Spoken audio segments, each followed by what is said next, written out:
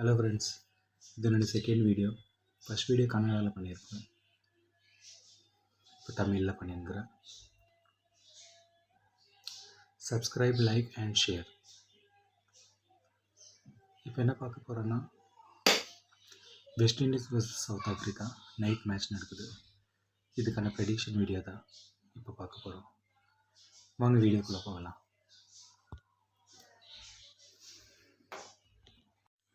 பார்க்கலாம், இந்த கர்நாடகாவில் எவ்வளோ பேர் இருக்கிறீங்க ட்ரீம் 11 அடிக்கணும், பெங்களூரில் எவ்வளோ பேர் இருக்கிறீங்க. அப்போது எதனா டவுட் இருந்துச்சா நீங்கள் கேட்கலாம் கமெண்ட்ஸில்.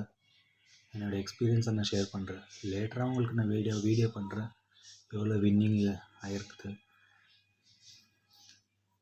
எந்தெந்த மேட்ச்சில் வின் பண்ணியிருக்கிறேன், எப்படி டீம் போடலாம், அதெல்லாம் உங்களுக்கு லேட்டராக உங்களுக்கு நான் அப்டேட் பண்ணுறேன். கொஞ்சம் உங்களோட டவுட்டுங்க கூட கேட்கல எது இருந்தாலும் வீடியோவில். Toss winning option to bowl first. Toss யார் ரெண்டு பேரில் யார் டாஸ் வின் பண்ணாலும் போலிங் ஆப்ஷன் பண்ணுவாங்க.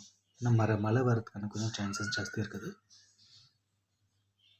ஃபஸ்ட்டு T20 சேம் கிரவுண்ட் தான், Brian Lara academy cricket ground. Second T20 Brian Lara academy cricket ground. Third T20 அதே கிரவுண்டில் தான்.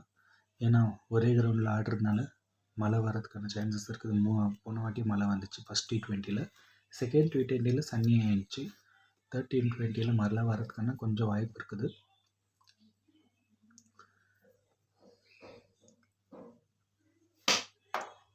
வெஸ்ட் இண்டீஸில் 7 பிளேயர்ஸு, சவுத் ஆஃப்ரிக்காவில் 4 பிளேயர்ஸு, இந்த மாதிரி எடுத்துக்கலாம். அதே மாதிரி ஒரு 5 டீம் வந்துட்டு வெஸ்ட் இண்டீஸ் ஃபேவர், ஒரு 5 டீம் வந்துட்டு south Africa favour. Low percentage நம்ம கவர் பண்ணலாம்.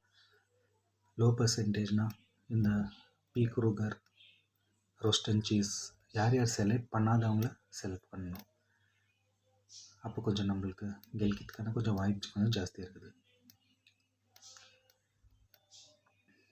லோ பர்சன்டேஜ் போடுறதுனால கொஞ்சம் பெனிஃபிட் நம்மளுக்கு கொஞ்சம் ஜாஸ்தி இருக்குது மேட்சஸில்.